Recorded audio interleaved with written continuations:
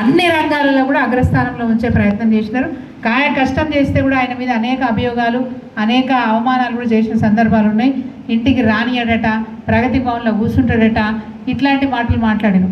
నేను చెప్తున్న ఒక్క విషయం చెప్పి మీకు అర్థమయ్యడానికి నేను చెప్తున్న విషయం, నేను ముఖ్యమంత్రి గారి దగ్గరికి వెళ్ళినప్పుడు 2-3 సార్లు పోతే నాకు అర్థం కాలే, 4వ సార్కో ఎప్పుడో అర్థమైంది.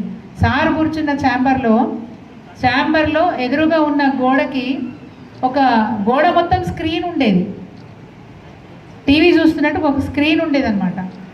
మీకు తెలవాలని చెప్తున్న విషయం, ఆయన కష్టం ఎట్లుంటుందని చెప్తున్నా.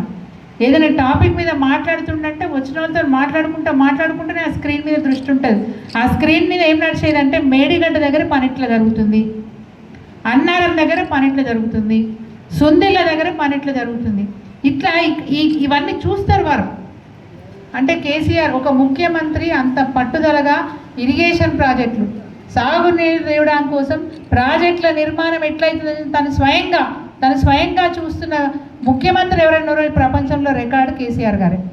అంత ఒక పట్టు పట్టిందంటే ఆ కళ నెరవేరడానికి ఎంత కష్టమైన చేశాడు ఆయన. ఇవాళ ముఖ్యమంత్రి చెప్పుకుంటాడు, నేను 18 గంటలు పనిచేసాడు, 18 గంటలు పనిచేసాం.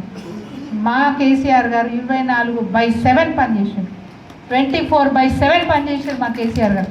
ఆయన కళ్ళు మూసినా తెలంగాణ, ఆయన కళ్ళు తెరిచినా తెలంగాణ. ఎట్లా బాగు చేస్తే అవుతుంది, నీళ్ళు ఎట్లా తేవాలి, కరెంటు కష్టాలు ఎట్లా తీరవాలి, రైతులను ఎట్లా బాగు చేయాలి, మా బీసీలను ఎట్లా బాగు చేయాలి. అందుకే కదా అనేక పథకాలు మన గొర్రెలు కాచుకునే వారికి, గొర్రెల కాపర్లకు గొర్రెలు ఇచ్చే చేనేత కార్మికులు అనందు కళాకారులు అనాలి. ఇవాళ వాళ్ళ కళ ద్వారానే మనం నాగరికత నేర్చుకున్నాం కాబట్టి కళాకారులు అని చెప్పి వాళ్ళకి కావాల్సిన పథకాలు అందించే, ముదిరాజులకు మరి వాళ్ళు చేపలు పట్టుకునే వారికి వాళ్ళకి కావాల్సిన రాయితీలు ఇచ్చుకుంటూ, వాళ్ళకి కావాల్సిన పనిముట్లు ఇచ్చుకుంటూ వాళ్ళ బతుకులు బాగు చేసే ప్రయత్నం చేసే అహర్నిశలు ఏమి చేయాలి, ఎట్లా చేయాలి, ఎక్కడ లోటు ఉంది, ఎక్కడ మనం సహాయపడాలి, ఆ పేరింటి ఆడపిల్ల పెళ్ళి ఎట్లా కావాలి, అమ్మాయి కానుకోపోతే కావాల్సిన వసతులేంది, కావాల్సిన వస్తువులేంది, స్కూల్లో చదువుకుంటున్న అమ్మాయిలకు కూడా 6వ తరగతి దాటితే వాళ్ళ శరీరంలో మార్పులు వస్తూ ఉంటే వాళ్ళకి కావాల్సిన వస్తువులేంది. అట్లా కూడా అంత హైజెనిక్ కిట్స్ ఇచ్చి, న్యూట్రిషన్ కిట్స్ ఇచ్చి, కేసీఆర్ కిట్స్ ఇచ్చి, అమ్మఒడి పథకం తీసుకొచ్చి, ఆరోగ్యలక్ష్మి పథకం తీసుకొచ్చి, అడుగడుగున ప్రతి పనికి ఒక పథకాన్ని తీసుకొచ్చి, ప్రతి అవసరానికి ఒక పథకాన్ని తీసుకొచ్చి తెలంగాణ ఎట్లా బాగు చేయాలని తపన పడ్డ కేసీఆర్ గారు. సరే ఆయన ఏం కష్టపడ్డాడు, ఎట్లా కష్టపడ్డాడు మనకు తెలుసు.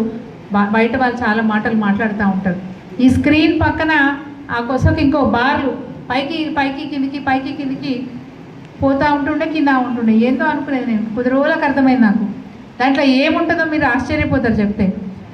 ఆ రోజు హైడల్ పవర్ అంటే నీళ్ళ ద్వారా ఉత్పత్తి చేసే కరెంటు ఎంత ఉత్పత్తి అయిందని చూపిస్తుంటుంది ఒక లైను, ఒక బారు. ఇంకొక బారేమో థర్మల్ పవర్ అంటే బొగ్గుతో తయారైన కరెంటు ఎంత ఉత్పత్తి అయిందని చూపిస్తుంటుంది. ఇంకొకటి సోలార్ పవర్ ఎట్లా వచ్చిందో చూపిస్తుంటుంది. ఆ విధంగా ఆ రోజు మనము ఏ విధంగా కరెంటు ఉత్పత్తి జరిగింది తెలంగాణలో అని చూపిస్తూ ఉంటాయి. అవి పక్కకున్న బార్లు ఇంకో కలర్లో చూపిస్తుంటాయి. ఆ ఇంకో రంగులో చూపిస్తున్నాయి ఏంటంటే ఈరోజు డొమెస్టిక్కి ఎంత వాడుకున్నాం అంటే గృహావసరాలకి ఎంత వాడుకుంటున్నాం కనిపిస్తుంది. ఆ రోజుకు ఆ పూట ఎన్ని యూనిట్లు, ఎన్ని కిలోవాట్లు, ఎన్ని మెగావాట్లు అక్కడ చూపిస్తుంటుంది. వ్యవసాయ రంగానికి ఎంత వాడుతున్నామో కనిపిస్తుంటుంది, పరిశ్రమలకు ఎంత వాడుతున్నామో అక్కడ కనిపిస్తూ ఉంటుంది. ఎక్కడన్నా ఇంత తేడా వచ్చింది కింద మీద అవుతుందంటే సార్ టక్కన ఫోన్ కొడుతుండే అధికారికి, ఏమైనా అట్లా తీసుకోకపోయినావు అంటే రెప్పపాటు కరెంటు పోకుండా తెలంగాణను కడుపులో పెట్టుకొని చూసుకున్న ముఖ్యమంత్రి ఎవరు? కేసీఆర్ గారు. అంటలేను, ప్రపంచం మొత్తంలో ప్రజల కోసం ఆరాటపడి అనేక సంక్షేమ పథకాలు తీసుకొచ్చిన ముఖ్యమంత్రి ఎవరు ఉన్నారు అంటే అది కేసీఆర్ గారు మాత్రమే. కుండ బద్దలు కొట్టి చెప్పొచ్చు. కాగు రిపోర్ట్ ఇచ్చింది, కాగు ఇచ్చిన నివేదిక చెప్తున్నాను, నేను చెప్పే నివేదిక కాదు ఇది. ప్రపంచం మొత్తంలో ఎక్కడ ఏ దేశంలో ఎక్కడ ఏ అధికార పార్టీ కానీ మన భారతదేశంలో కూడా ఏ రాష్ట్రంలో కూడా అమలు చేయనని సంక్షేమ పథకాలు, అభివృద్ధి విషయంలో మనమే నంబర్ 1. అంత తపన పడ్డ కేసీఆర్ గారు ఒక మాటకి కట్టుబడి, ప్రజలు ఇచ్చిన తీర్పు కట్టుబడి, బదులే బాసులని చెప్తా ఉంటారు, మీకు అందరికీ తెలుసు. సో తన బాస్ ఇచ్చిన మాటకి కట్టుబడి ఓడిపోయిన వెంటనే, మనం అధికారంలోకి రామని తెలిసిన వెంటనే 2 గంటలలో ఇమ్మీడియట్గా తన రాజీనామా పత్రాన్ని మరి గవర్నర్ గారికి పంపించి 2 గంటలలో ప్రగతి భవన్ని ఖాళీ చేసి తన ఇంటికి వెళ్ళిపోయింది. ఒక నిబద్ధత గల నాయకుడు. ఆయన గురించి అవాకులు చవాకులు మాట్లాడతారు, అడగోలు మాటలు మాట్లాడతారు. ఆ నోరో ఇంకేందో నాకు అర్థం కాదు, కానీ మరి పేగులు తీసి మెడకేసుకుంటా, పల్గ జీరుతా, అడ్డగోలు మాటలు మాట్లాడుతూ ఉంటారు. వాళ్ళకు వాళ్ళే వాళ్ళ గొయ్యి వాళ్ళు తవ్వుకుంటున్నట్టు మాట్లాడుతున్నారు. ప్రజలు అసహించుకుంటా ఉన్నారు. ఒక ముఖ్యమంత్రి స్థానంలో ఉన్న వ్యక్తి ఎట్లా మాట్లాడాలో తెలియదు. ఇందాక మహేందర్ రెడ్డి గారు మాట్లాడుతుంటే నాకు యాదకొచ్చింది. నేను రేవంత్ రెడ్డి లెక్క మాట్లాడితే నేను గొప్పన్న అయితే అనుకుంటున్నామో మన ఎమ్మెల్యే.